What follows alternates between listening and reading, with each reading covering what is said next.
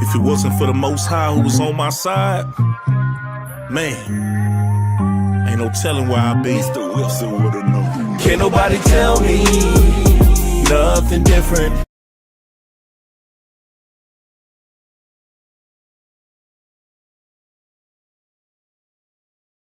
I'm a witness, Yahweh's been good to me.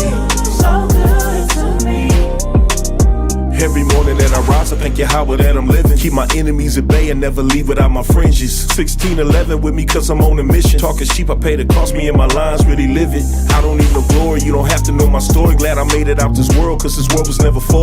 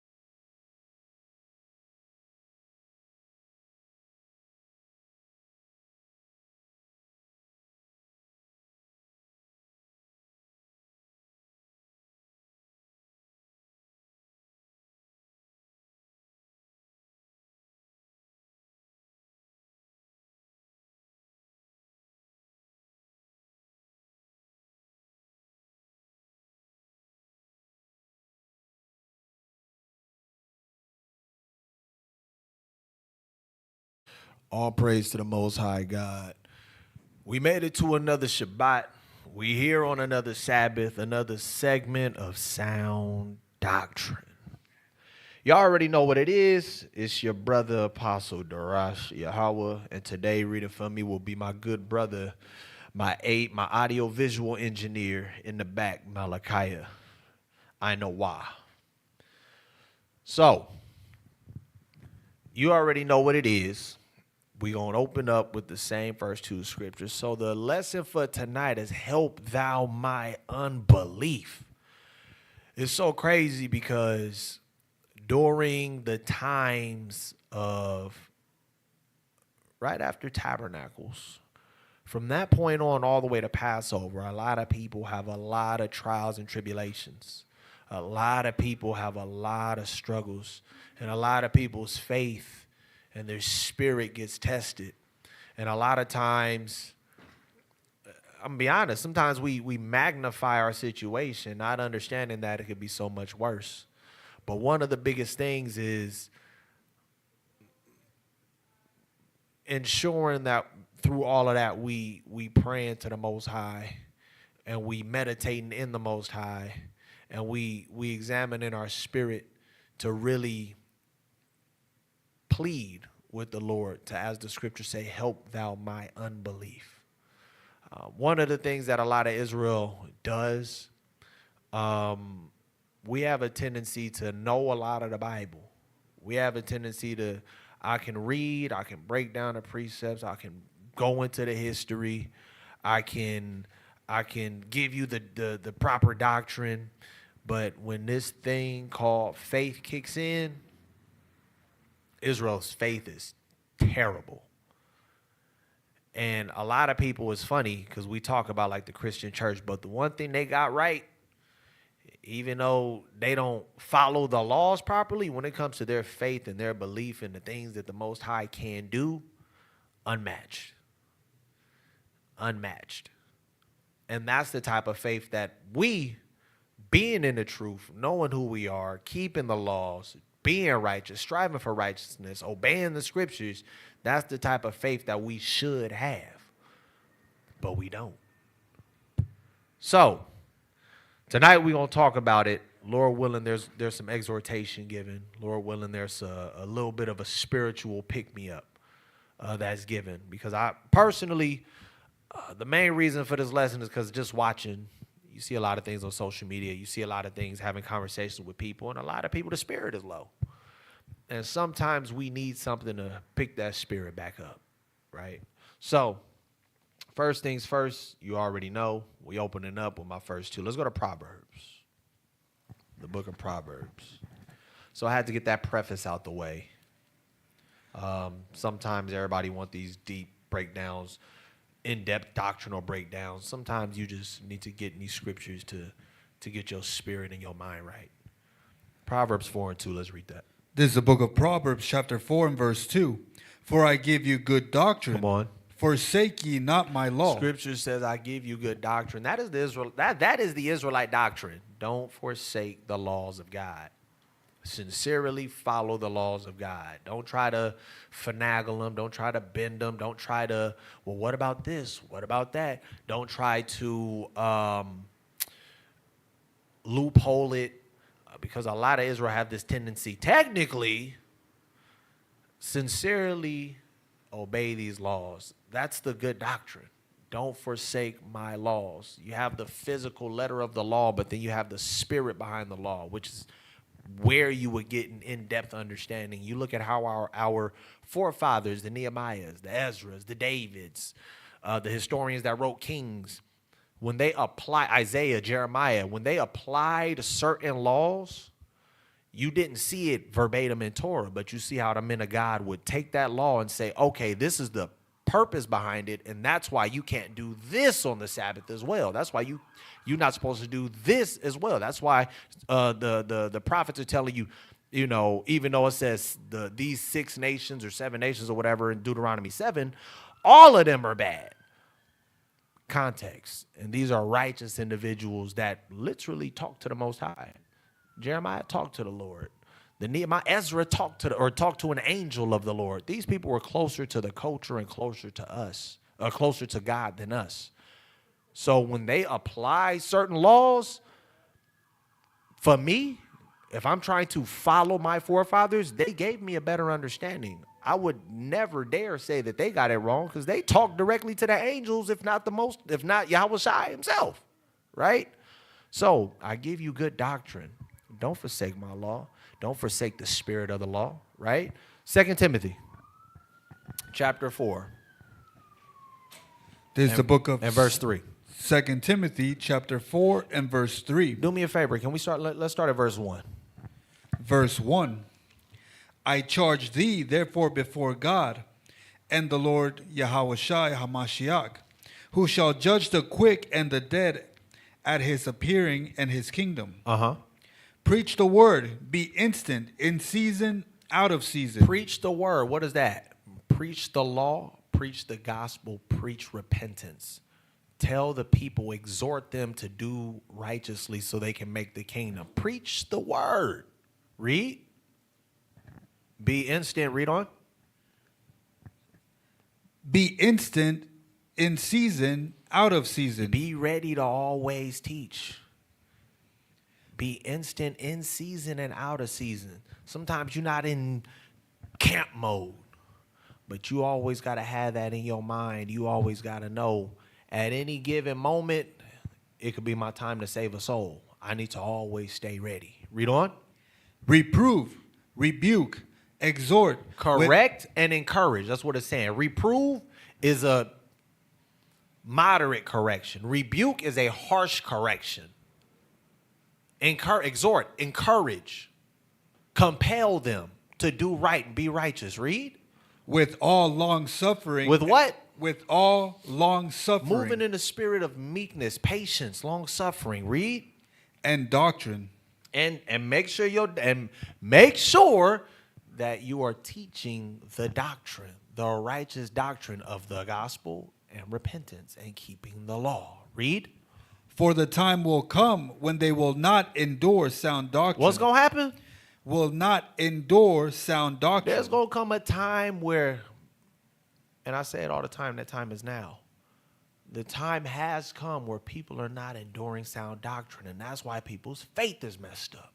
A lot of people, I be reading the comments and stuff on social media, and it is draining.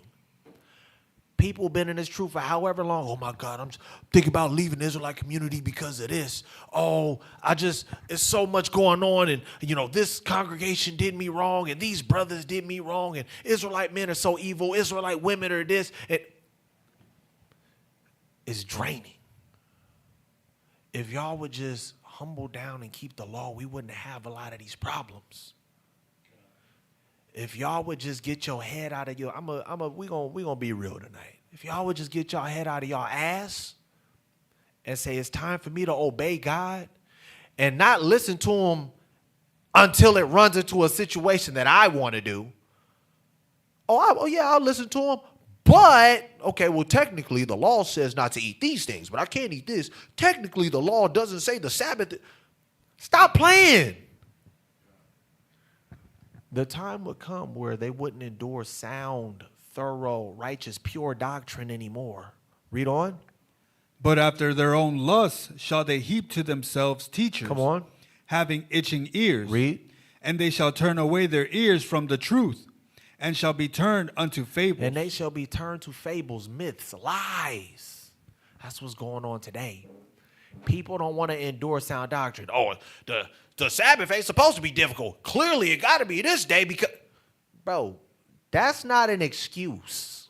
Just say you don't want to keep it that way. Oh, well, for me, not eating certain or not cooking on the Sabbath like that, it's not supposed to be grievous and strenuous. It's grievous and strenuous because you don't want to embrace it. Stop putting that on God. I say this all the time. The laws that God created are not predicated upon your feelings. The laws of God are predicated upon his righteousness. And if you truly love, fear, and reverence God, you wouldn't feel that way. It's so crazy. It's kind of like the difference between, I'm pretty sure some of you guys can relate to this. You got a parent and you respect that parent. I'm finna give you two scenarios. You got a parent and you respect that parent. That particular parent don't allow you to do certain things other kids do. Oh, they staying out late, you can't do that. Oh, they going to this party, you can't do that, so on and so forth. If you got enough love, trust, and respect for your mama or your daddy, guess what? You're not going to say, man, that's not fair. Man, it's not supposed. I just feel like you're going to say, you know what? My parent knows better what's best for me, and there's a reason why they're doing that. And you'll embrace that, and you won't feel reluctant to obey them. But then the other side, I love my parents, but I also envy my friends, and I see the things that they're doing. And because I want to be like them and not adhere to the wisdom of my parents, now I feel reluctant. Now I feel a way about obeying those rules and laws. So now I'm going to try to make excuses. Now I'm going to feel a way. Now I'm going to try to bend the rules. Now I'm going to try to slip by on technicalities. That's the difference. A lot of people don't want to endure sound doctrine because they claim they're in the truth, but they miss pieces of the world. Some of these men act the way that they do because they miss pieces of the world. That's why they don't want to love their wives as they love themselves. That's why they don't want to support their wives like the scriptures tell you to. That's why they don't want to deal with them according to knowledge. But they want to shove down your throat, submit, submit, submit, submit, submit, submit. The women don't want to do righteous or be righteous and virtuous. They don't want to obey their husbands. They don't want to obey their leadership. They want to do their own thing and then talk mess about brothers who are pressing the issue about being righteous. But they want you to provide, lead in righteousness, be peace, be kind, be long suffering, so on and so forth. You want the parts of the law. You want the parts of the scriptures that benefit you. That's a problem. You want parts of the scriptures that only benefit you. And that's why a lot of people's spirit and minds are so screwed up, because they don't embrace the whole Bible. They don't understand this is the reason God said to do this, this, and this. This is why we don't do this. This is why we don't do that. There was a reason God put that there. I see so many people in the Israelite community and they're miserable. And not miserable because it's just happenstance. When you get down to the root of it, a lot of people want to mingle righteousness with Babylon. That's what's going on. I can't tell you how many stories I've heard of sisters. I was courting this brother and he, we did some things, but, we never laid together. And now he treat me different. Now he doing this. Now he doing that. And it's like, okay, but why would you doing all of that? Well, my camp says it's no harm, no foul if you do these things. Now look at you. You didn't commit to the brother, or the brother didn't commit to you. Y'all didn't lay down, y'all didn't consummate, but y'all wanted to find a workaround, do everything else. And now he's like, nah, it is cool.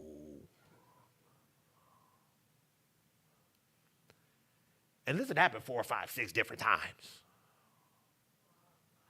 There's been a number of, I done heard of a number of times it happened this time, it happened. I'm like, bro, at what point do you say, okay,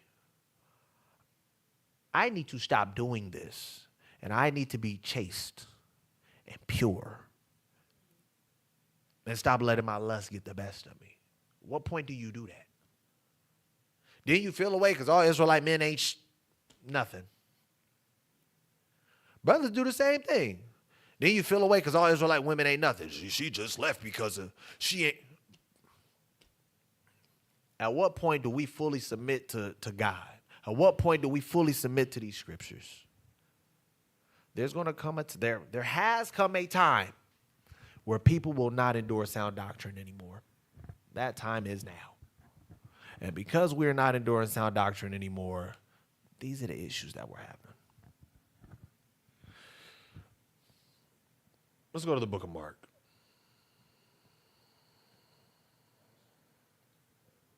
The book of Mark. Let's read 23 and 24.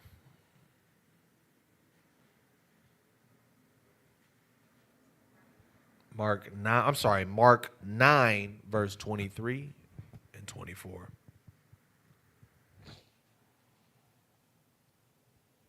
Read that when you got it.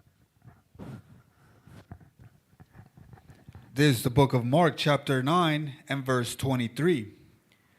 Yahushua said unto him, If thou canst believe, all things are possible to him that believeth.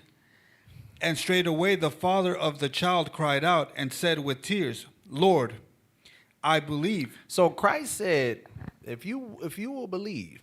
Matter of fact, 1 second.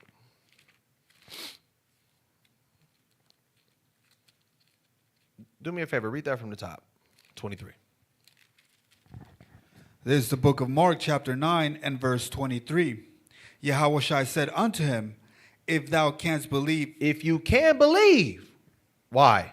All things are possible to him that believeth. If you can believe, because all things are possible to them that believe, right? Watch what he responds. And straightway the father of the child cried out and said with tears, Lord, I believe. Help thou mine unbelief. He said, I do believe.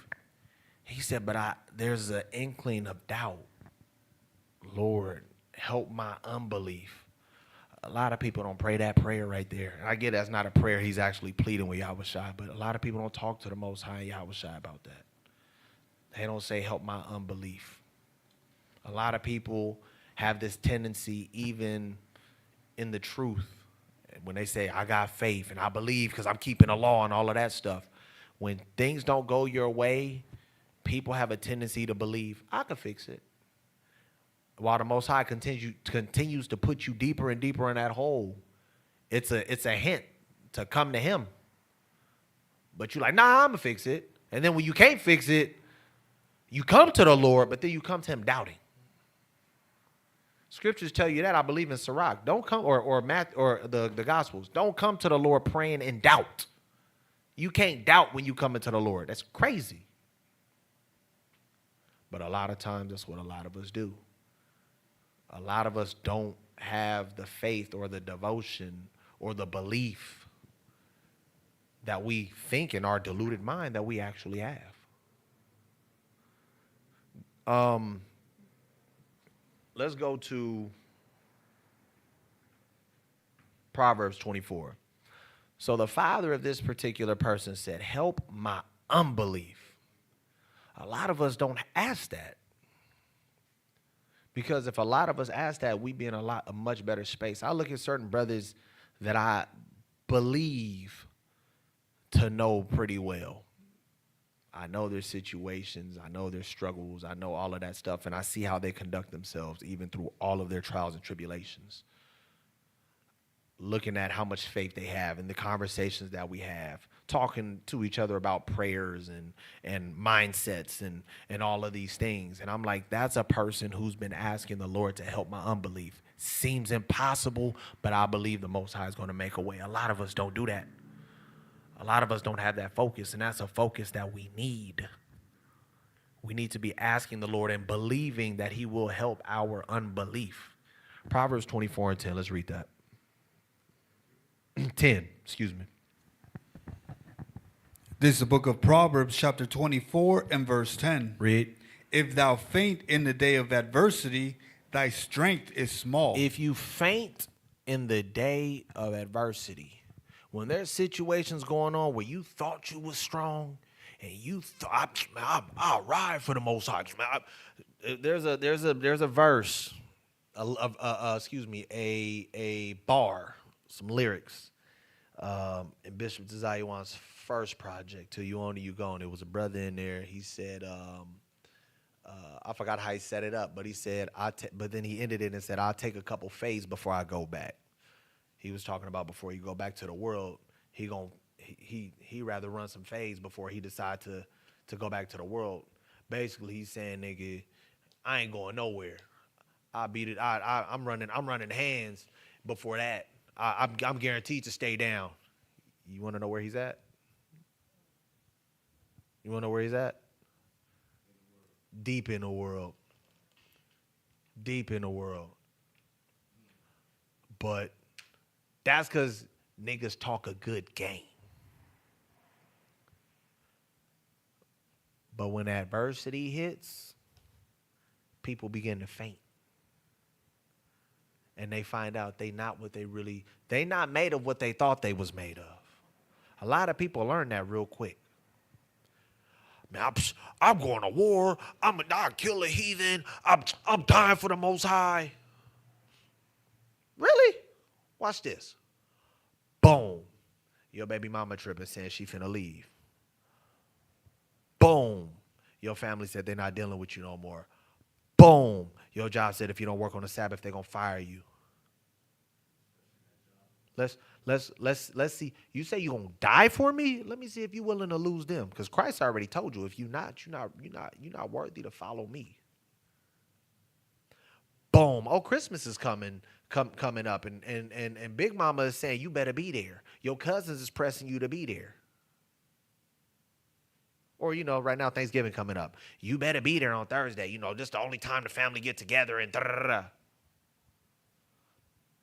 You said you willing to die for me? Okay, we finna find out right now. This ain't even close to dying. This just saying no and denying your family. A lot of people talk a good game. And the Most High put a little fire on you. And a lot of people find out they're not made of what they thought they was. Read that from the top. This is the book of Proverbs, chapter 24 and verse 10. If thou faint in the day of adversity, thy strength is small. If you faint in the day of adversity, your strength is small. And sometimes you got to know that. Because sometimes you need that reality check. Because a lot of people in this walk believe they are more than what they actually are. Sometimes you need that reality check. It's kind of like in boxing with sparring. You got to test your levels. You got to test your hands. All right, I've been doing good sparring this group. Let me move up to the next level group. Let me see if I'm ready for them. And get your ass taxed. You're like, you know what? Not exactly ready, but I'm going to hang out right here and I'm going to continue to take these whoopings until I am ready because I'm done at this level, so it's time for me to level up. Sometimes you run into that because you need to get your chin tested. Now, after you get your chin tested, your spirit tested, you going to run back to where you're comfortable? Or are you going to stay there and you're going to fight that fight until you conquer it? That's the question. When that adversity hit again, are you going to faint again? Or have you prepared yourself and built yourself up? Let's go to 1 Corinthians. 1 Corinthians chapter 10.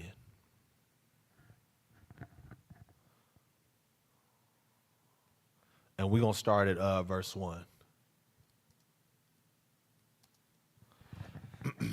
This book of 1 Corinthians chapter 10 and verse 1. Moreover, brethren, I would not that ye should be ignorant, how that all of our fathers were under the cloud, and all that passed through the sea, and were all baptized unto Moses in the cloud and in the sea, and did all eat the same spiritual meat, and did all drink the same spiritual drink. Read. For they drank of that spiritual rock that followed them. Right. And that rock was Christ. And that rock was Yahushua. Come on. But with many of them, God was not well pleased. Come on. For they were overthrown in the wilderness. Right, because of their unrighteousness. Come on. Now these things were our examples. So this is important to understand. Everything that went on in that wilderness is an example, is a memorial, right? It is our example. It's for us to see, to understand, like, this is what it looks like to test the Most High. This is how the Lord looks at these particular situations. This is what it looks like when you commit idolatry. This is what it looks like when you turn your back on the Most High. These are all examples, like the scriptures say, everything is written for doctrine, for reproof, for correction, and for teaching and understanding, right? That's Romans 15:4. It's for our benefits. These things written in times past are for our benefits, right? It says, but with many, verse 6. Now these things were our example, read. To the intent we should not lust after evil things, as they also lusted. That was the whole purpose, because we got destroyed because we wanted idols. We missed Egypt and the cucumbers and everything else that was there. We wanted to be like the other nations. And God was like, I'm about to kill all you niggas. So Paul is saying what we have scribed down, what we have in the transcriptions here are for you to understand. Our forefathers were lusting over things they shouldn't have been lusting over, and they were wicked. It's an example for y'all to understand. Don't lust over wicked things, right? Read on. Verse 7. Neither be ye idolaters, as were some of them, as it is written, the people sat down to eat and drink and rose up to play. Neither let us commit fornication, as some of them committed, and fell in one day 23,000. Neither let us tempt Christ, as some of them also tempted, and were destroyed of serpents. Right. Neither murmur ye, as some of them also murmured, and were destroyed of the destroyer. Right. Now all these things happen unto them for ensamples. For examples, right? Read. And they are written for our admonition. And is written for our warnings. Read. Upon whom the ends of the world are come. Right. Wherefore, let him that thinketh he standeth take heed lest he fall. It says, now you who think that you solid, you that think that you can't do no wrong, you that think that you all good, it said, let you humble yourself, take heed and listen so you don't fall. Right? Read. Verse 13. There hath no temptation taken you, but as such as is common to man. So now it's going into, for those that have fallen, or for those that have been tempted, there's no temptation, there's no trial, there's no test that you're facing, that I'm facing, that you faced, or that you're facing, that you're facing. It says you ain't facing nothing that's not common to man. You're not facing nothing that somebody ain't already faced. Read on. But the Most High is faithful. But the Most High is faithful. What does that mean? The Most High, when he said he gonna do something, he gonna do it. He's devoted to his word. Read. Who will not suffer you to be tempted above that ye are able. Now that's a cold part, because you get a lot of people that start getting tempted and they think it's the end of the world. He said, I'm not gonna give you nothing that you can't bear. I'm not going to give you nothing that is above your power, that is above your strength. You're going to be tempted and it's going to be uncomfortable, but it's not going to be something you can't deal with. You're going to be tempted and it's going to hurt. And you're going to think like, oh my God, I can't bear this. God knows what you can bear, what you can and can't bear. In your head, a lot of times we magnify what our situation is. And the Lord is telling you, look, it could be way worse. I got something way worse going on with somebody else. And a lot of times we forget that, because it's for us, because we're the ones going through it. You can't imagine what I'm going through. I can't, but one thing I can tell you is the Most High said it himself. It ain't something that you can't bear. It's not something that I'm putting you through that I know is going to destroy you. Now, the only way to destroy you is if you decide through this trial that you're going to turn your back on me. That's the only way to destroy you. But if you decide to lock in with me, cleave to me, stay silent and stay down, I promise you I'll lift you up. Read on. But will with the temptation also make a way to escape. He's going to make a way for you to get out of that situation, for you to break through that situation. Most High said, I never put you in a situation that I know you're going to fall into destruction to. Now, if you decide that you don't want to hold on and fight, if you just got quit in you, that's on you. But I'm not going to put you in a situation that no matter how much faith and how bad you try to hold on to me, you're going to just fall and that's it. I'm never going to do that to you. But I'm going to test your limits. And it's up to you to fight.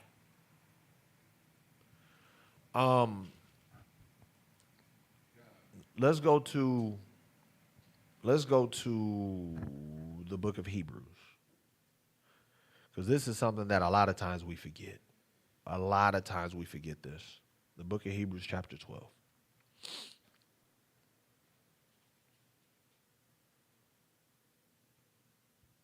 And I'm sorry, in verse 6. Hebrews 12 and 6. Read that when you got it out. This is the book of Hebrews, chapter 12 and verse 6. For whom the Lord loveth, he chasteneth and scourgeth every son whom he receiveth. Read that again. For whom the Lord loveth, he chasteneth and scourgeth every son whom he receiveth. A lot of you guys that are going through what you're going through is because the Most High is still dealing with you. He owe you these whoopings. If he didn't, another example with the parent. I remember growing up. Maybe you guys do too. I had a mom. My mom was strict. I can't be out certain times. I couldn't be running around with certain people. Specifically, it was funny. I had a younger cousin. He was a year younger than me. He lived literally right around the corner. It took me 3 minutes to walk to his house. We was over there all the time. And I could be over there, but I had to be home by a certain time. When he was going certain places, I couldn't go. And I used to be like, man, what the hell? Like, why? And anytime I did something I wasn't supposed to, I got chastened. Whether it was a whooping, whether it was grounded, whatever it was.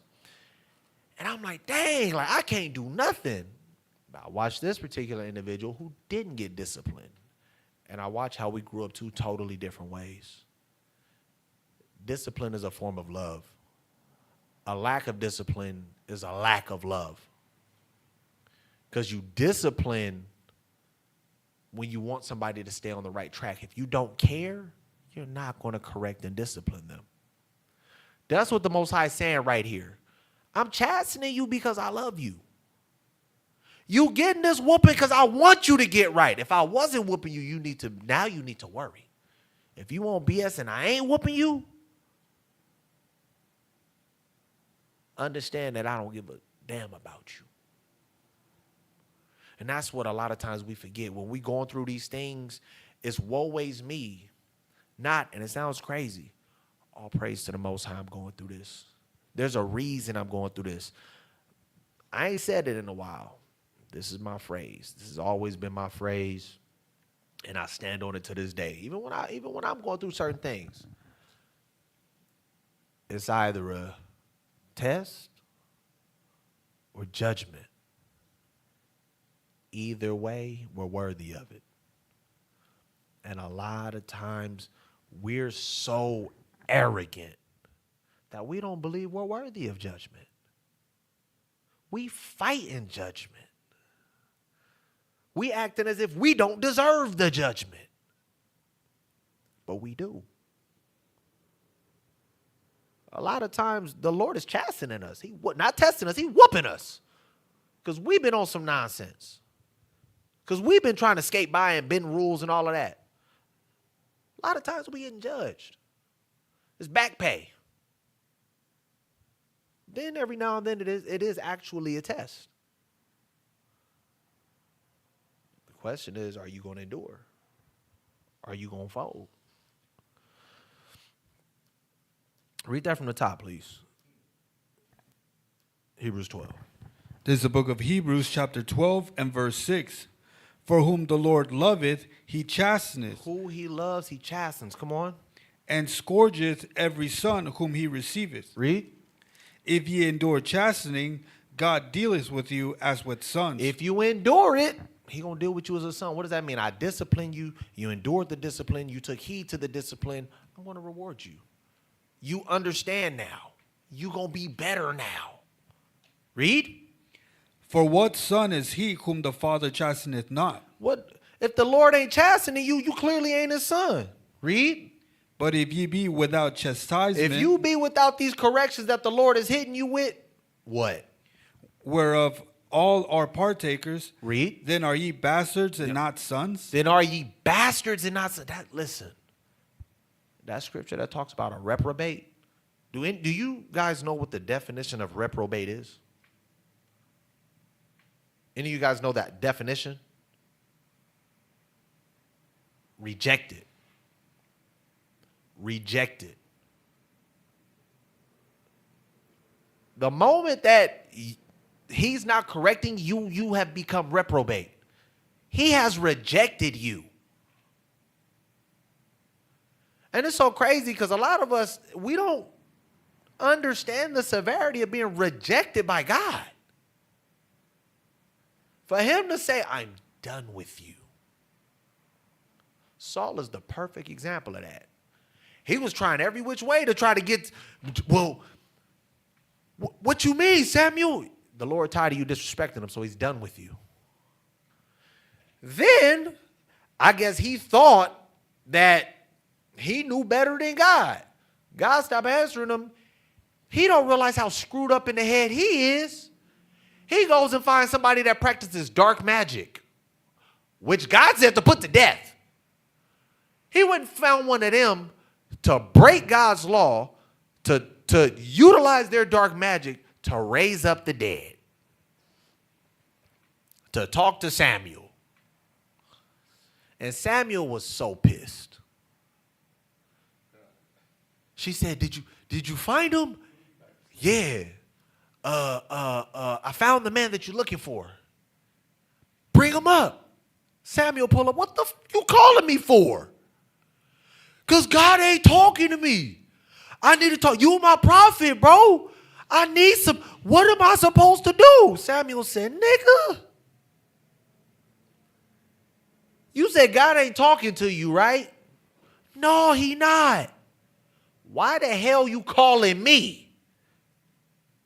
As if God ain't talking to you, I'm going to go behind his back and talk to you. Are you stupid or are you dumb? He said, man, if you don't let me go back to sleep and get the hell off my line. And Samuel left. But Saul was so reprobate in his mind that he didn't realize the wickedness that he was, the depths of wickedness he was going through to try to talk to Samuel because the Lord wasn't talking to him anymore. If you are no longer getting chastised, if the Lord ain't when you messing up, the Lord is not correcting you anymore, you are reprobate. You are rejected of God to damnation. That's it.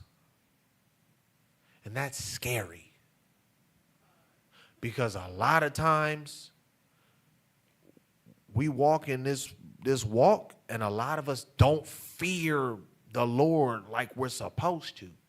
Which is why there's a lot of people in Israel right now bending scriptures to abuse women. Bending scriptures to go from man to man. Bending scriptures to lie, cheat, and steal from their own brothers. Bending scriptures to sin against God. A lot of us don't fear becoming reprobate. A lot of us need our unbelief. We need to have that weakened and have our belief strengthened because it's a lot of unbelief in Israel. And it'd be the same people wearing fringes, keeping a Sabbath. But they don't truly believe and have faith, devotion, desire to please the Most High. They don't. Let's flip over.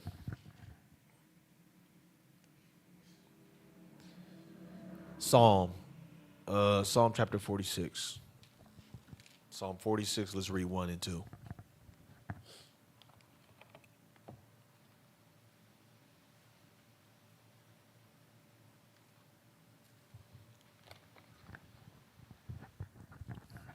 This is the book of Psalm, chapter 46 and verse 1.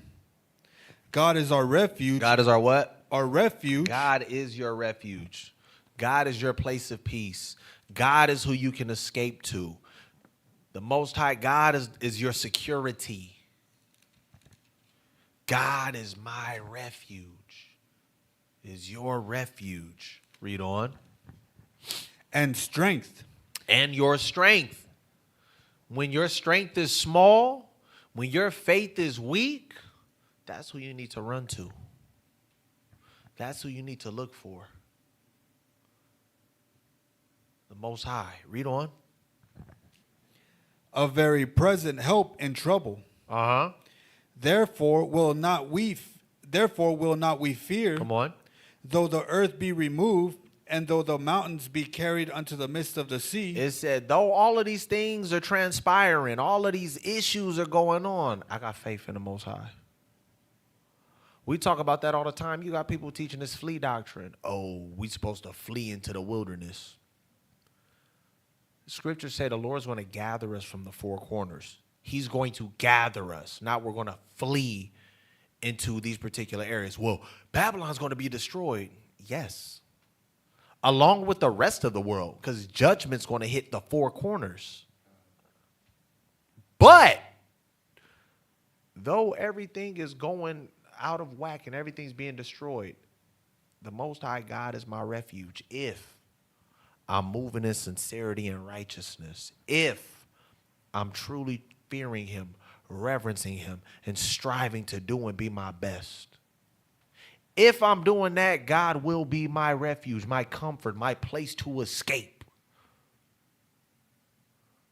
A lot of us don't believe that the Most High is our refuge. A lot of us don't believe that he's our succor or our comfort. A lot of us don't believe that he's our security. And our faith has to be strengthened so we can wholeheartedly believe that. Go from Psalm. Go from there. Let's go to Ecclesiasticus. Sirach chapter 2. This is honestly probably one of, if not my favorite passage. Because one thing that I hate about this community is how people fake the funk, like put on this facade like they're perfect and have no struggles. When the fact of the matter is the scriptures told you would have struggles. The fact of the matter is the scriptures said you're going to have temptations. A lot of people like to play like they're perfect. A lot of people like to ignore their demons. A lot of people like to sweep their problems under the rug and just go on about their way. And the problem with that is we are in the truth. We are supposed to be abiding in God's laws and righteousness. Everyone agrees that if you keep God's laws and righteousness righteously, it would essentially form whatever community you're in. It'll form a utopia within your community. How are we in the truth and niggas still walking out on their wives? Broken homes in the truth? Physical, mental, spiritual abuse in the truth? Extortion in the truth?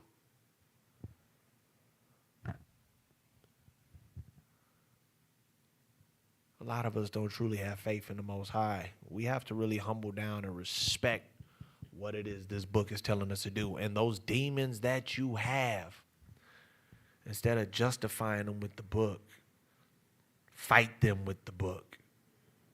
A lot of times people don't want to do that. I had a conversation with a sister just the other day. A situation with her husband. She basically was saying he don't want to take correction from nobody. That's why he doesn't want to join the body so he can do his own thing. He's using the scriptures to say, oh, you know, it's okay to have hoes. It's okay to have, you know, more than one wife. but he's not doing what he's supposed to do as a husband now. Niggas want to keep the laws and do the laws that benefit them.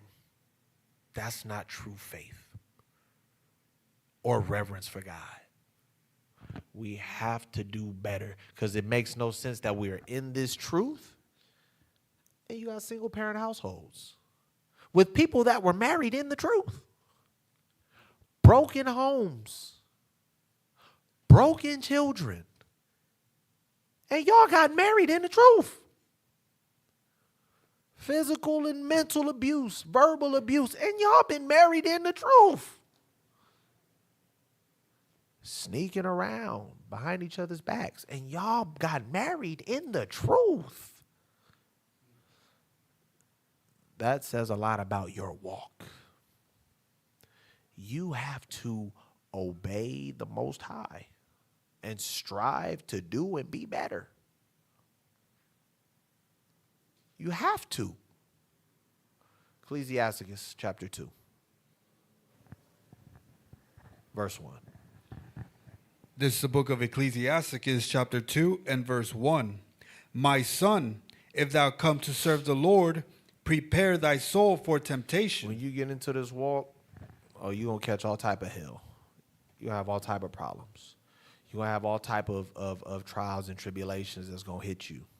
It's a part of your process.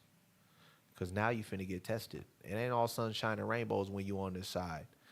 Now that you on this side, Satan really going to be coming for you. He didn't need to before because you was on this side already. But now I'm finna put some pressure on you to get you back on my side. Read on. Set thy heart aright and consistently endure. Constantly endure. Come on. And make not haste in time of trouble. Come on. Cleave unto him, depart not away. Cleave unto him when you got issues going on, cleave to him. Stop talking about, man, it was easier when I was in the world. Stop calling your homegirls that's in the world about your marriage and the truth. Stop talking to your single mama about your husband in this truth. When it comes to these laws and you know that they don't keep these laws. Stop calling your friends in the world about your friends and sisters in the truth and trying to get advice from them. Because 9 times out of 10, not 10 times out of 10, some people actually have good friends. But 9 times out of 10, they're not giving you the right advice. You need to be cleaving to the Lord. You need to be figuring out, what does he say I need to do in this situation? I need to seek counsel and righteousness to see how I deal with this situation. Not go to these niggas because they're not giving me righteous counsel. Cleave to the Most High God, not run from him. Dig deeper in this word. Dig deeper with those people you consider wise. Wear out their doorsteps in those moments so you can come out on the other side unscathed. As a matter of fact, read on. It's going to tell you what you're going to come out like. Read.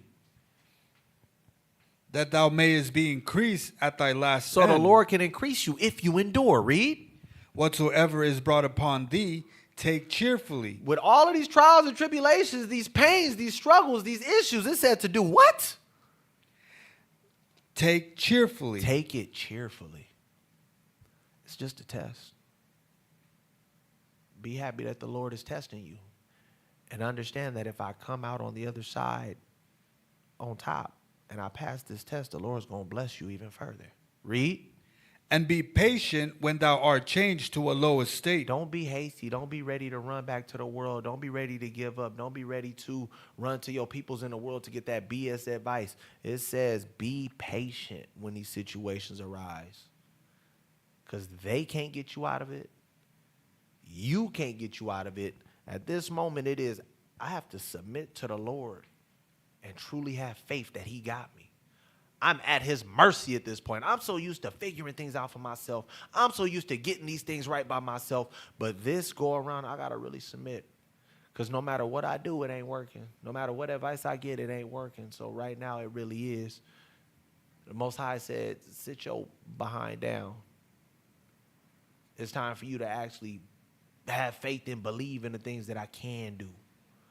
I'm putting you through this. And can't nobody get you out of it. Nobody. Accept me, but you need to submit to me so I can walk you through the process. Read on. Verse 5. For gold is tried in the fire. This is the part. You're supposed to be gold. Your spirit's supposed to be valuable. Your spirit's supposed to be gold. Just like gold is tried in the furnace. Do you know why gold is tried in the furnace? What about purity? That's how you test it. That's how you remove the impurity. You're supposed to be gold. We taking you through these tests because I need to test your faith. I need to test your belief. I need to test your spirit. I need to test to see if you are really trying to grow in the fruits of the spirit. I need to test to make sure that you are trying to actually abound, or are you BSing? We burning off all of the impurities. We getting out all of that old leaven of malice and wickedness. That's what these tests are for. You're going to move in meekness, patience, long-suffering, gentleness, kindness, or is you going to fold and be on your BS? Gold is tried in the furnace. Your spirit is tried in that fire, that spiritual fire. Read that from the top, that verse. For gold is tried in the fire. Come on. And acceptable men in the furnace of adversity. Is our goal to be acceptable to the Most High? So acceptable men will be tried in the furnace of adversity to burn off all of your impurities. Read on. Believe in him. Believe in the Most High. Come on. And he will help thee. Come on. Order thy way aright. Come on. And trust in him. Order your way aright. Things going to look crazy. Things going to look like, man, I don't know how I'm getting out of this. You gonna be in the moments where you might even have a little doubt. It happens. It says, but believe in him. Cleave to him. Seek him. Run behind him. Make that your refuge. A lot of times we don't do that. There's so many people that read this Bible and they got all of this knowledge. But with all of this knowledge, you forget about all of these precepts about it's a test. It's judgment. I just need to overcome. Because we're so prideful that we think, why am I going through this? Ain't that crazy? How many Sabbaths you done broke since you've been born? How many Sabbaths you broke since you've been born? How many times you broke the dietary law since you've been born? How many times y'all violated the dress code since y'all been born? How many feast days did you miss since you've been born? The hell you mean, woe is me? He owes us so much more. And he's still merciful in his chastisement. But sometimes we are so arrogant that we believe we don't deserve that. We don't deserve that judgment. We don't deserve that test.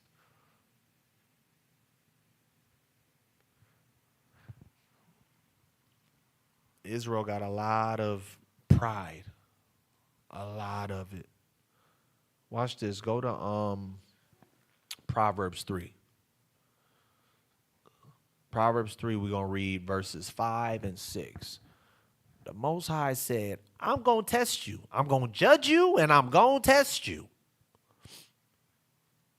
The reason why I'm doing that is because I need to see if you really locked in for me. You really want salvation? You really fear me? You really love me? You're going to run into these situations. I tell people this all the time through your courting phase. Whoever you courted, see him in all seasons.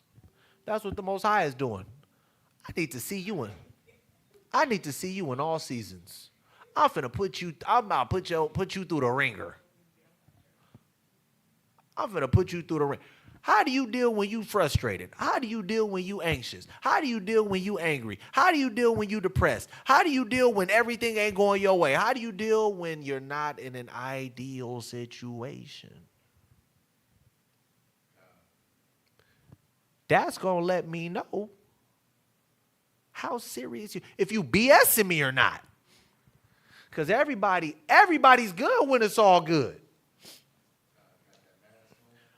But when you struggling because your check came late, or your check, or you shorted, or it didn't come at all, and you got and the bills don't give a damn whether your check came or not. Your bills is due. Or you've been having issues, late fees too. Or you've been having issues with whoever you've been having issues with, somebody close to you. How you gonna deal when you around other people? Or life just lifing? Are you going to project? Are you someone that knows how to control that spirit? Control how you act around certain individuals, towards certain individuals? Most high, there's a reason why we being tested. You say you down for me. You say you locked in with me. All right. Let's see when situations ain't as ideal. Let's see what happens. It's the same thing as the courting phase. Niggas like to put on Sunday's best during the courting phase. Oh yeah, no, I don't do that. No, I'm cool as a cucumber. No, I would never talk to you that way. No, I ain't never hit. No, And as soon as you get in a situation and you see, damn, your fuse is a lot shorter than you let off. You ain't as knowledgeable in the scriptures as I thought. Oh, you kind of are disrespectful to a lot of people. Oh, now I see why other people were telling me to be aware of X, Y, and Z.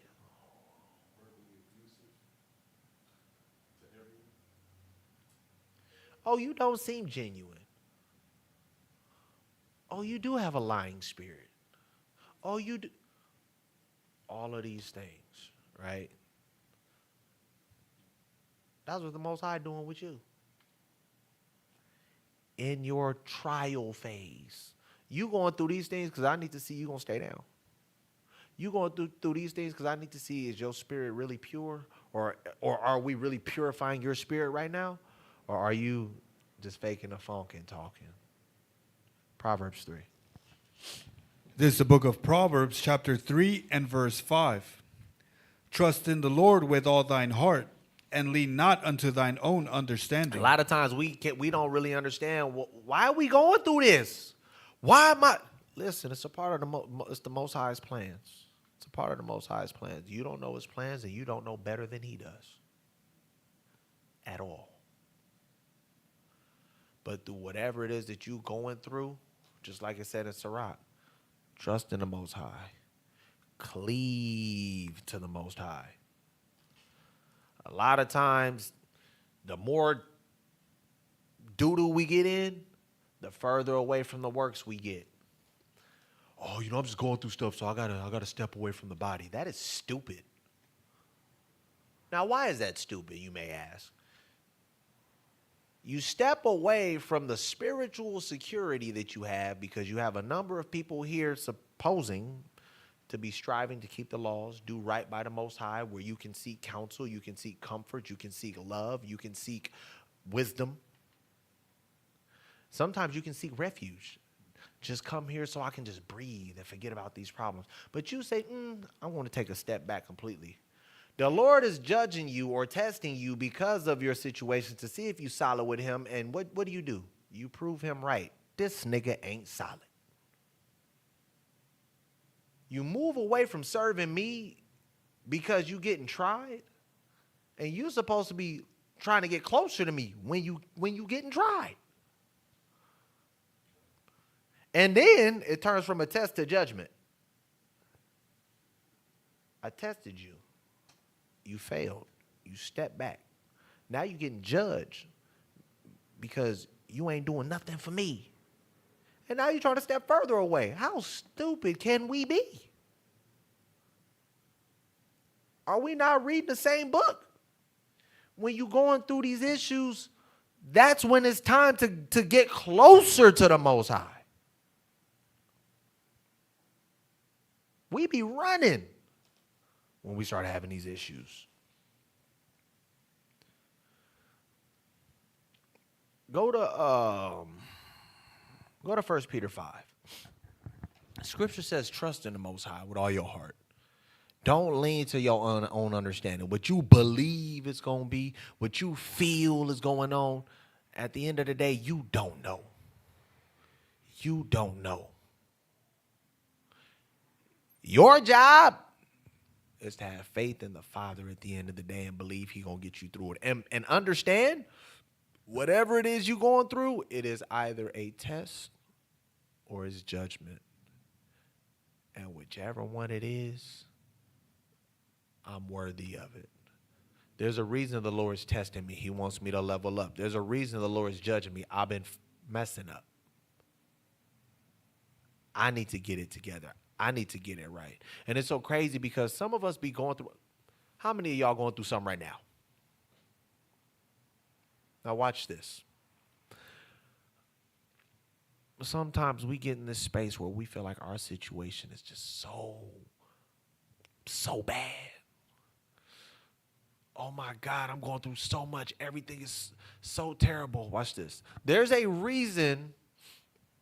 I don't need you to go to this. I'm going to go to it myself. There's a reason the scriptures say this. Let me show you something. Romans 15 and verse 4. Watch this. For whatsoever things were written aforetime, the things that were written in the past, were written for our learning, that we, through patience and comfort of the scriptures, might have hope. There's a reason this book is here. I'm sorry, what? Romans 15 and 4. There's a reason why I went there. Listen to me and listen to me good. How many of y'all kids died?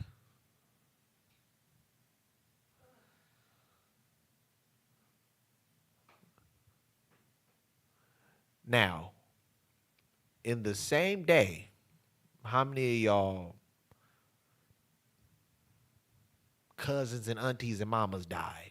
You just got the news about your kid dying, and that before you can even process that, somebody else run to you and say, man, your mama and your cousins just died in a car accident. How many of y'all had that happen? Okay. While somebody told you your kids died, and you ain't processed that yet, your auntie, your cousins, and everybody else died, and you still trying to process that at the exact same time. Nigga, somebody came and cleaned out all of your accounts. You broke. Gone. And at the same time, you get a call from your job saying you fired. Now, while you processing all of that, somebody done burglarized your house and stole your car. All in the same day. How many of y'all have been through that? Okay. Watch this. 2 weeks later. Say about 2 weeks later. Probably not even 2 weeks, but I'm going to stretch it out a little bit. 2 weeks later, you going through the process of grieving all of this. And while you're going through the process of grieving all of this, you get hit with the worst physical ailment. You got boils and blisters. You can't move. You can't walk.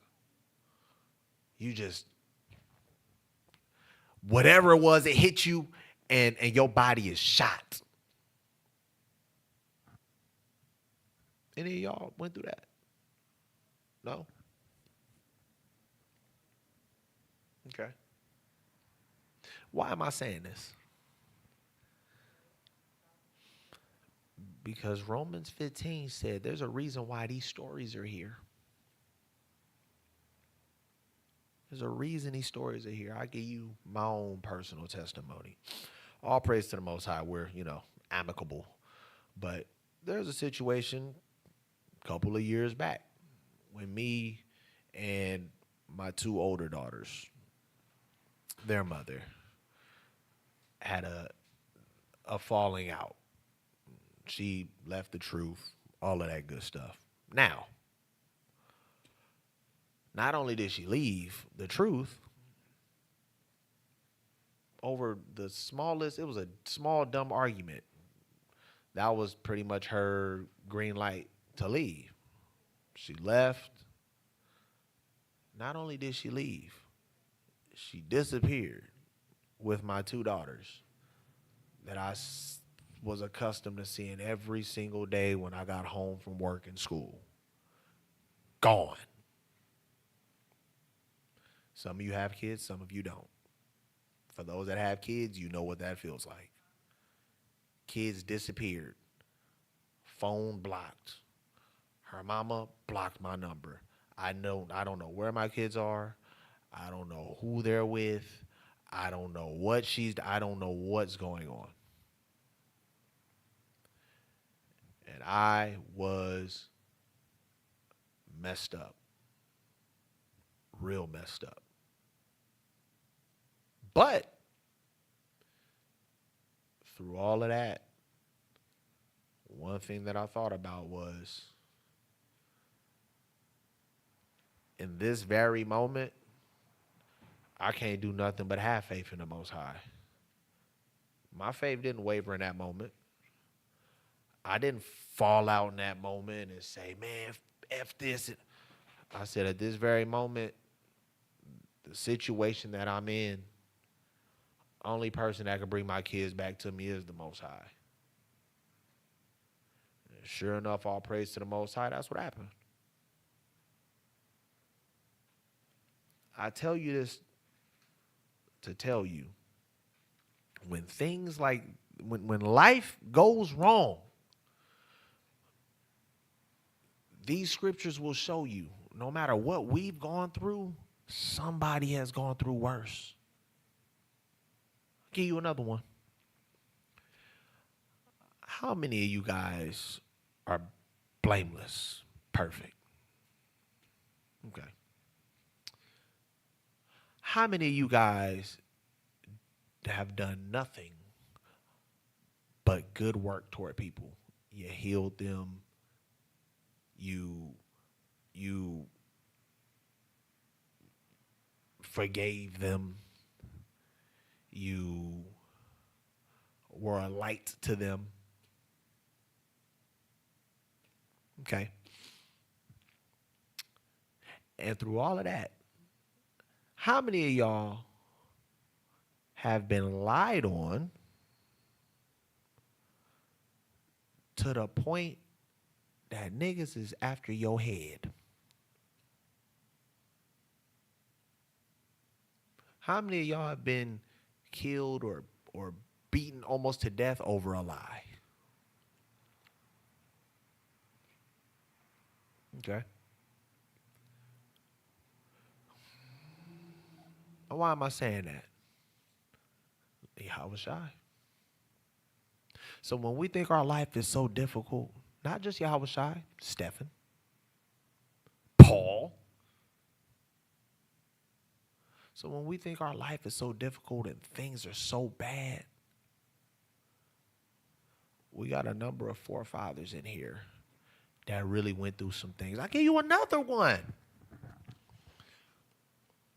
How many of you guys desire to be a wife to a righteous husband that's going to lead you properly? All praise to the Most High. Watch this.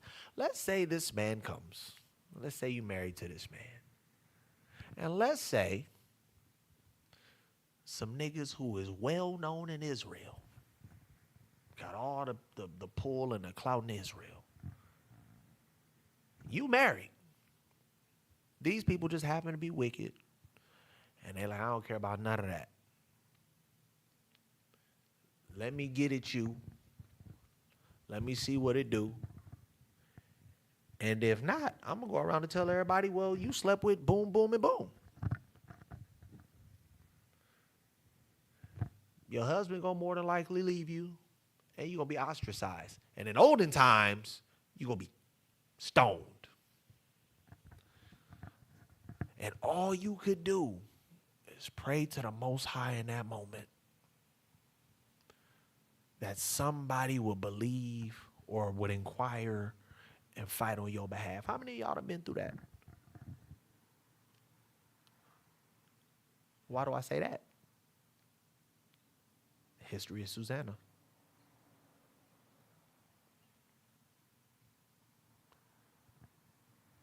All of that to say, with all the things that we go through, there's a reason the scriptures are here. There's a reason these stories are here, because whenever you think that you're going through the worst of the worst, somebody's going through worse.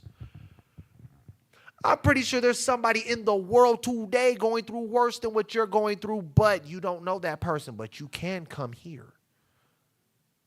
You can come here. It can always be worse. And like the scriptures say, the Most High will never give you something that you can't overcome, that is above your strength. Again, even when you feel that way, again, my kids were gone for a month. I didn't see my children exactly 26 days. Didn't talk to them.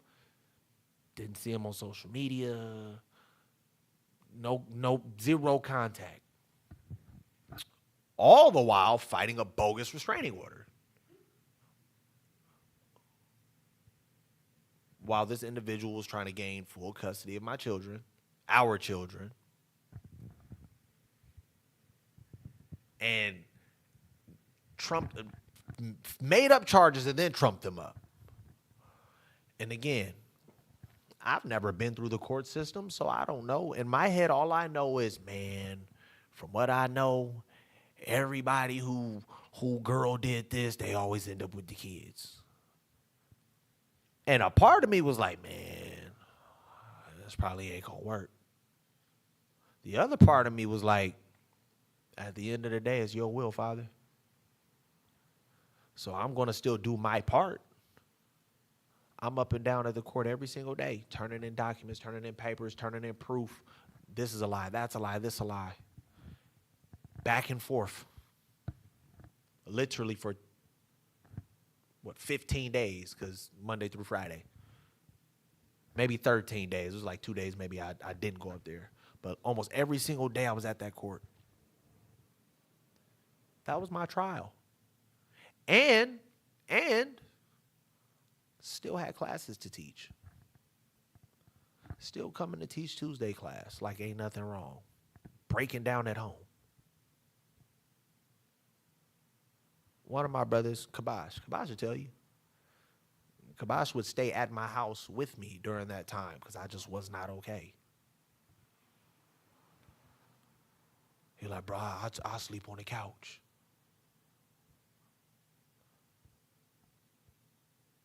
And through all of that, and I was in a space to Zion, like, Bishop, like, man, come pull up. We doing such and such a conthouse. I said, bro, I don't want to be around nobody. He said, you need to be around somebody.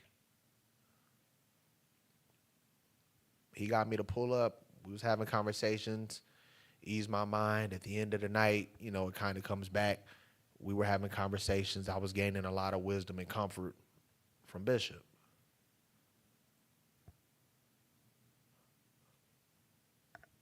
Why am I saying that? Because through all of that, I knew I couldn't have nothing else but faith in the Most High. Because I could have turned in all of that and proved it, and the Most High still make it go against me. I could have got a misandrist judge who hate men. I could have got a racist judge who hate black men. The Most High looked out and gave me someone who was fairly new and was straight down the middle.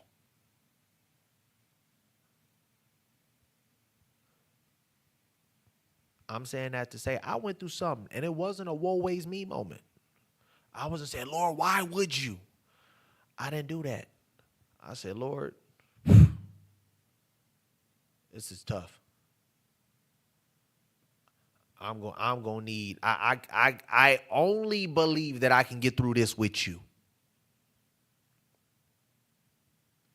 A lot of us get to that woe is me moment.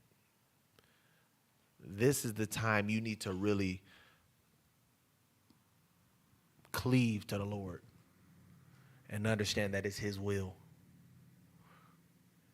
And understand that at the end of the day, it's a test or it's a judgment. And despite what you think, what y'all think, what I think, despite what we think, that test or that judgment is something we are worthy of. Otherwise, the Lord wouldn't have gave it to us. 1 Peter 5. We're going to read 8 through 10. There's the book of 1 Peter chapter 5 and verse 8. Be sober, be vigilant, because your adversary the devil, as a roaring lion, walketh about, seeking whom he may devour. That's very key. A lot of times we like, man, why is this happening? Because you striving to be on the right side. And Satan trying to get you back on the left side. It said be sober. You need to be aware. You need to be conscious. You need to be focused. You need to be alert. Be vigilant. Be sober. Be vigilant. Satan trying to catch you lacking. I'm about to drop all this hell on you right now. So now you in a tizzy. Your mind is all over the place.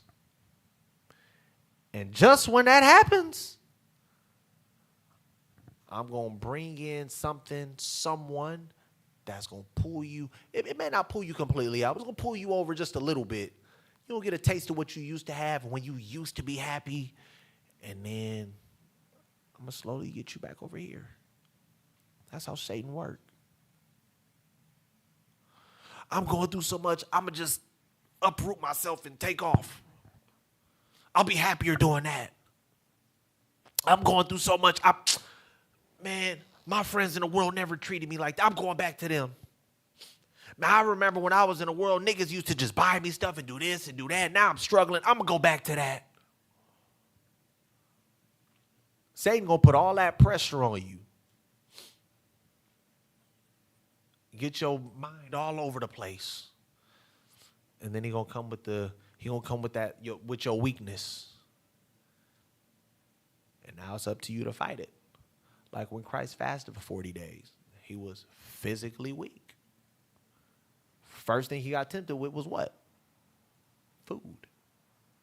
Spend 40 days, bro. I know you know a nigga hungry. Right, Jesus? You hungry? Hey, you know, you going around saying you the son of God. Make some bread. He fought back with the word of God and said, I ain't worried about that.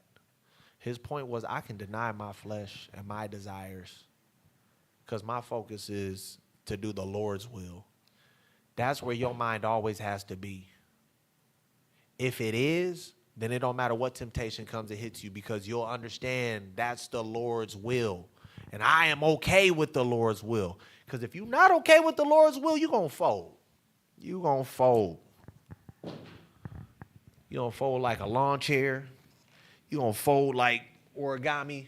You're going to fold like dirty clothes, dirty laundry. You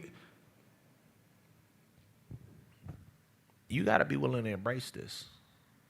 Embrace the good, embrace the bad, embrace the ugly, embrace the pretty. Have to.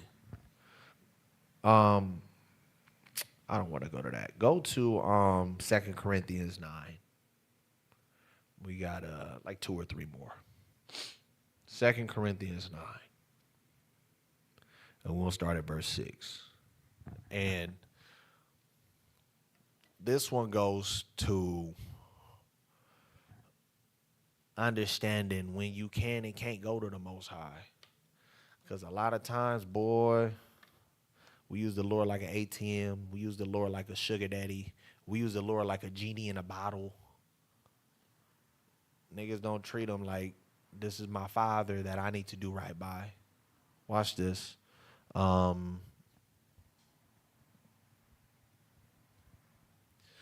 Corinthians chapter 9, start at verse 6. Verse 6. But this I say, he which soweth sparingly shall reap also sparingly. Read that again. But this I say, he which soweth sparingly shall reap also sparingly. Why? What relevance does that have to what I'm saying right now? Darash, what are you talking about? Read that again. This is the book of 2 Corinthians chapter 9 and verse 6. Come on. But this I say, he which soweth sparingly shall reap also sparingly. What am I saying? Y'all just meditate on it for a quick second. Why are we here? What are we talking about? I got a question. Anybody in here go to the gym? Okay. How many of y'all expect to go to the gym once a week, half step it in there, and 6 months later expect to see a transformation? How many of y'all expect that? No progress, right? No progress. Why am I saying that? Because you can't sow sparingly. You can't give the Lord bare minimum. You can't half step with the Most High. You can't give him what you feel like giving him and expect to get what you want and expect to get in abundance. Niggas talk to the Lord once a month, and the only time they go into him when they praying is to ask for something. How would you feel if the only time I called you was to try to get something? Right. I'm only calling you because I need a favor. I'm only calling you because I need help. I'm only calling you because I need a couple of dollars. What? How would you feel? You feel used. You ain't giving me you giving me bare minimum, but you expecting me to do all of these things for you. Oh, you going through it. Oh, now you want to come to me because you need help. Oh, you can't sow sparingly. What does that look like? Sitting on your talents.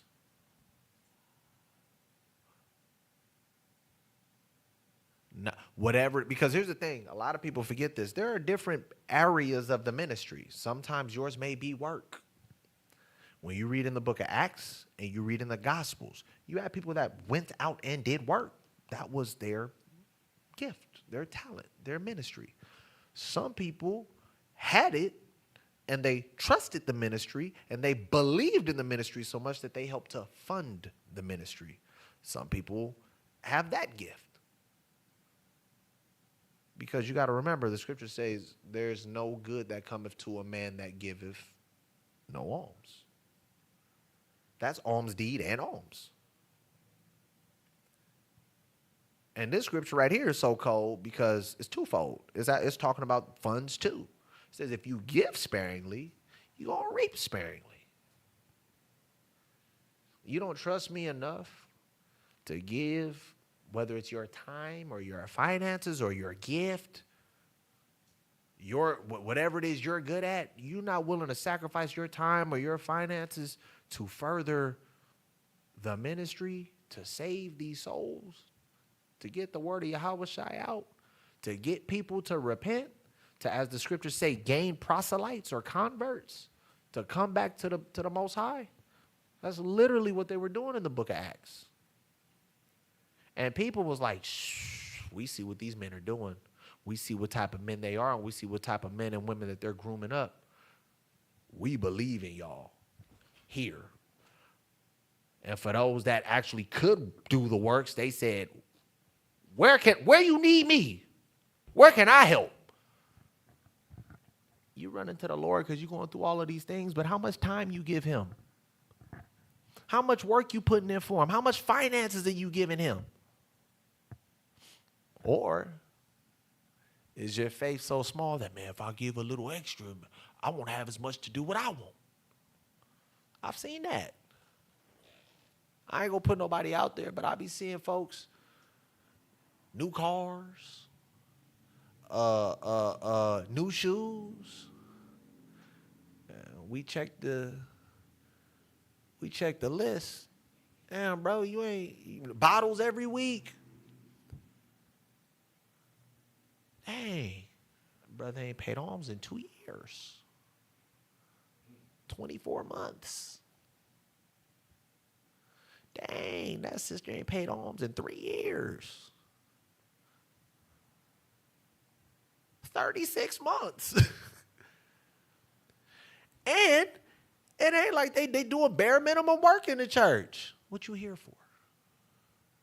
Ain't we supposed to be putting our brick in? The scriptures say, do what to your own salvation with fear and trembling? Huh? Work out your own salvation with fear and trembling. How you going to do that sitting on your hands? How you going to do that when you don't got a charitable heart? But I'm going to run to the Most High when I need something from him. If you sow sparingly, you're going to reap sparingly. You can't run to them. If you're not helping out I won't even say helping out the Lord. If you're not believing in the ministry and the work enough to put your brick in for the Lord, whatever it is you're going through, there's no way that you are so arrogant that you believe that the Lord is going to see you out of it. Garbage in, garbage out. That makes sense. It's making some sense. Garbage in, garbage out. Read that from the top, verse 6. Book of 2 Corinthians chapter 9 and verse 6. But this I say, he which soweth sparingly shall reap also sparingly. Read. And he which soweth bountifully shall reap also bountifully. You got to be locked in. If you really giving your all to the Most High, you're going to reap them benefits. If you're not giving your all, you're going to reap that nominal gain, that minimal gain. If that.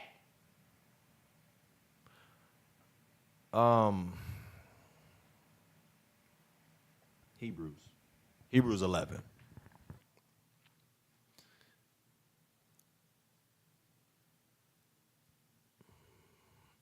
So understand, if you don't have a charitable heart when it comes to the ministry, again, that's more than finances. That's your works and what it is that you can do to put your brick in. If you giving little, you're going to be given little. And that's even to your amount of faith. Lord, help me with my unbelief. For what? You coming to me asking me to build you up, but what you doing? It don't work like that. And crazy part is people don't like to hear that. The Lord's love and mercy toward us is conditional. God's love is unconditional. That's not biblical. You don't read that in the Bible. He said, you turn your back on me, I turn my back on you. It says, if you're a sinner, God hates sinners. So if you show that you hate God because you're sinning, he hates you. His love is conditional. And a lot of people don't understand that. You don't make the kingdom. You go to everlasting torment. That is the highest of disregard, of reprobate, of being thrown away, of hatred. The Most High telling you, you don't make the kingdom. Yahweh Shai saying, I don't know you. It's real. It's real. Your faith has to reflect your work. Hebrews 11. Read 1 and drop down to verse 6. This is the book of Hebrews, chapter 11 and verse 1. Now faith is the substance of things hoped for, the evidence of things not seen. Faith is the substance of things hoped for. There is some substance there. There is something there that proves your faith, or something there that you see that is giving credence or giving validity to your faith. It's something that you see or something that you experience. Drop down to verse 6. Verse 6. But without faith it is impossible to please him. Read that again. But without faith it is impossible to please him. No, that's all I need. Without faith, you cannot please the Most High. A lot of times, we don't recognize that. Again, all of this knowledge in Israel, all of these understanding of breakdowns, but a lack of this right here, a lack of faith. And without faith, it is impossible. There is no way that you can please the Father if you do not have faith. You need faith. And a lot of our people have zero faith. Again, these people may not keep the law, but the one thing they do right is their unwavering, almost diluted faith. Christianity does that right. Because no matter what the heck is going on, Father, I know you make a way. People be willing to give their last dollar to the pastor because they got faith that the Lord is going to see them through. Now, how much more you if you're really obeying God? The prayer that a lot of us need to pray is, help thou my unbelief. A lot of us don't realize how much we don't believe. And the crazy part is, just like the man who had the son who was a lunatic, he said, I do believe, but help my unbelief. It's not that a lot of us just flat out don't believe, but that unbelief sticks out a lot more.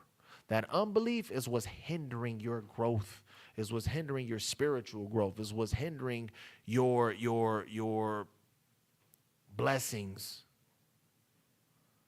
That unbelief. And it may not be a whole lot, but it's enough. Because the scriptures tell you, when you go to the Lord, go pray to the Lord, doubting nothing. Unbelief, lack of faith is doubt. When you do that, you shot yourself in the foot.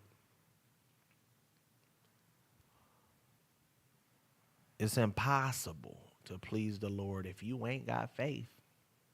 If you got unbelief, that's low-key a slap in the face of the Most High God. The man that can do, the entity that can do any and everything for you, and you doubt in that he can do something. It's crazy. 1 Corinthians 15. What's going on that? I didn't look at it. 1 Corinthians 15. Let's read verse 58. We got two more, and we done.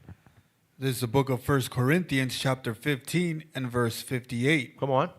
Therefore, my beloved brethren, be ye steadfast, unmovable, always abounding in the work of the Lord. It said, be steadfast. You should not be able to get pushed off your square. You should not be wavering in your beliefs. You should not be wavering in your faith. Through everything that's going on, you should be 10 toes. This is an exhortation. With everything that you got going on, I can promise you somebody going through something more. And if you don't know them, I can promise you I can open this book and give you somebody to go look at. Be steadfast. Be rooted. Be locked in. Don't waver. Don't be knocked off of your square. Be unmovable. Read on. For as much as ye know that your labor is not in vain. And that's in the Lord. part a lot of times we forget, because we don't get they call it the microwave generation. We don't get these immediate returns. A lot of times we feel like the work is in vain. I felt that way before. I've been there. I like, man, all the stuff that we doing, ain't nobody paying attention. Everybody's still calling, asking these same questions. We did 20 lessons on. We do all of these lessons and the spirits is still not right. 2-3 years later, I run into somebody, bro, I watch your lessons, bro.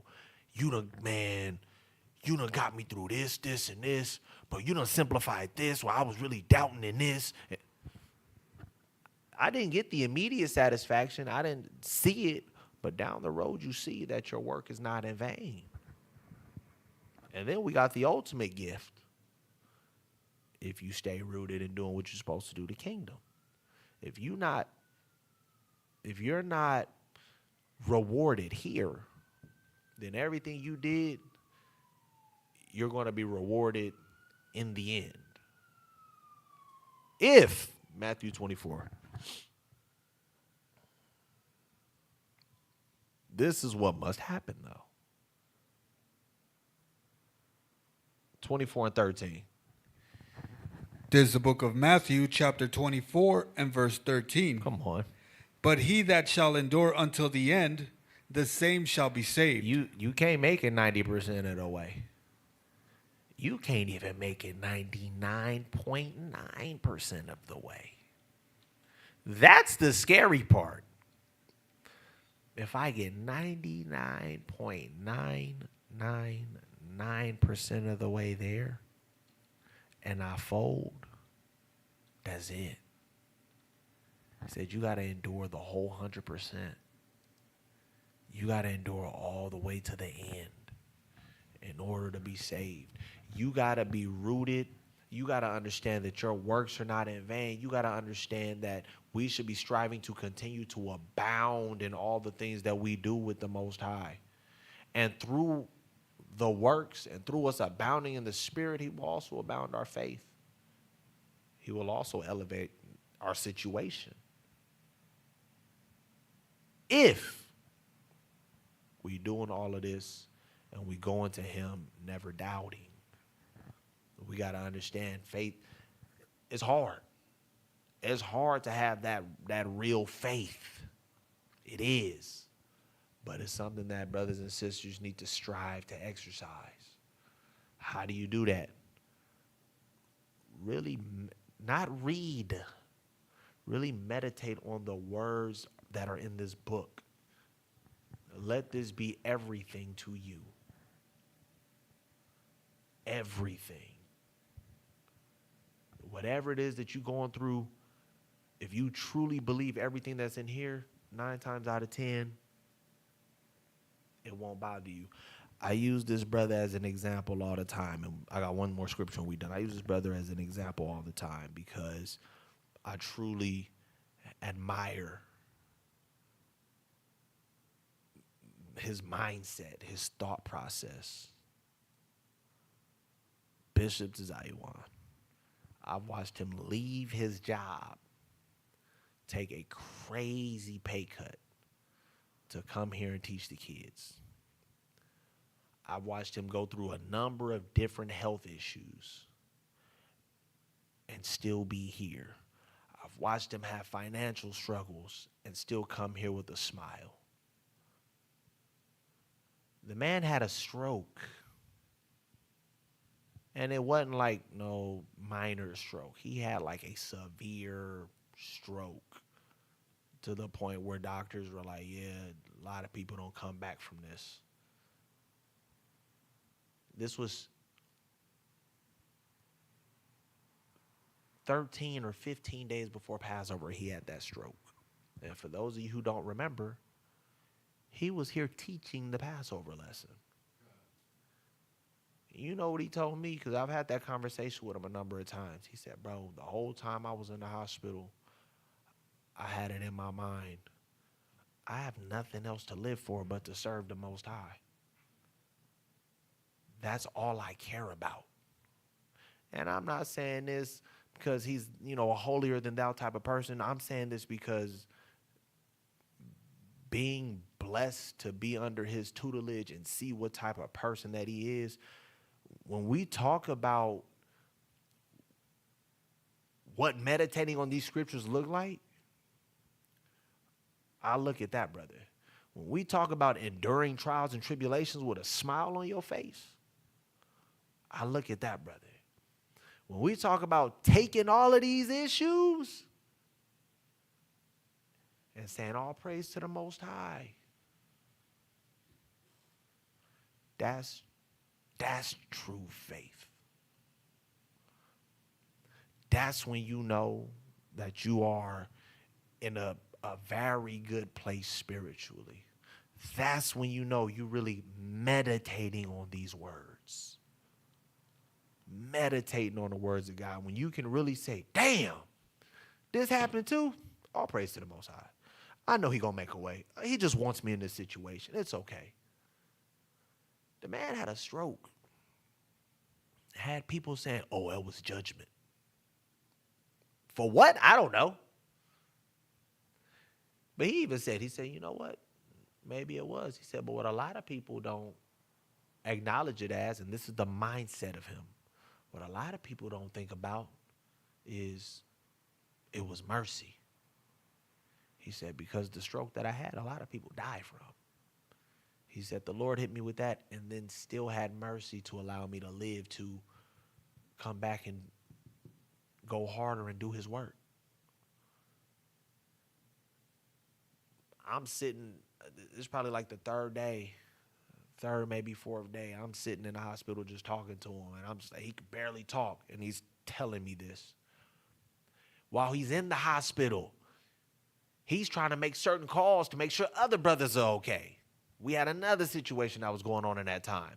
His wife's calling me like, can you please tell him to relax and such, the situation is good and da-da-da. I called, I said, put me on speaker. I said, bro, everything's handled. We got that situation good. No, man, I got to call him because this was going on. I got to make sure he okay. Did you have a conversation with him yet? I'm like, nigga, you could barely talk. And through all of that, his focus was on the body and the people here and the souls here.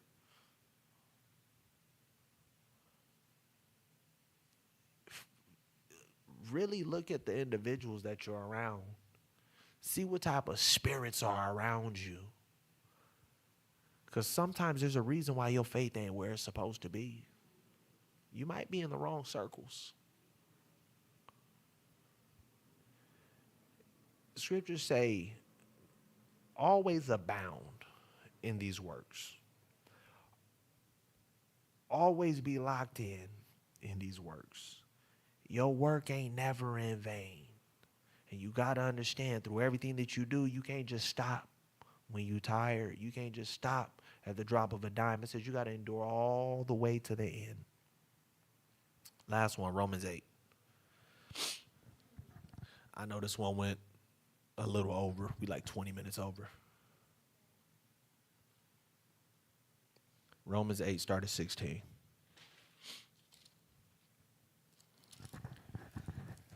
This is the book of Romans, chapter 8 and verse 16.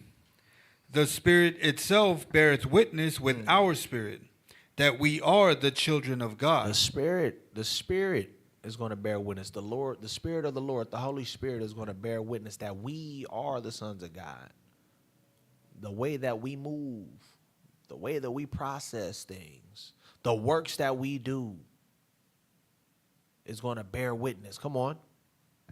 And if children, then heirs, heirs of God, and joint heirs with Christ. And if we are the children and we are doing righteously, then we are heirs to what? To ruling the kingdom. We're joint heirs. Technically, Christ is going to be above us, but we are all rulers when that kingdom comes. Read. If so be that we suffer with him. That we do what? Suffer with him. Again, a lot of people be so arrogant. Don't do half the work of Christ. Don't do half the work of Paul. Don't do half the work of Stephen. Don't do half the work of none of them men. And be like, why am I suffering? These men who are locked in suffered. How much more you who ain't doing a fraction of what they do? Read on. That we may be also glorified together. Uh-huh. For I reckon that the sufferings of this present time are not worthy to be compared with the glory which shall be revealed in us. That's it right there. You going through all of these things, not understanding that all you got to do is endure. And if you endure, it says the glory, the blessings that you're going to get on the other side, You're going to forget about all these troubles and trials and tribulations. But you must endure. You got to go through it. And while you're going through it, you got to take it with a smile. And while you're taking it with a smile, you got to be putting in your brick. You got to be doing your works for the Most High. You got to be, whatever that may be, you got to be doing what you're supposed to be doing for the Lord.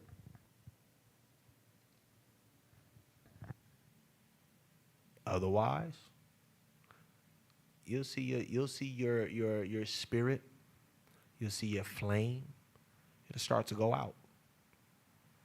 And then you're going to be like Saul, thinking you still in the truth,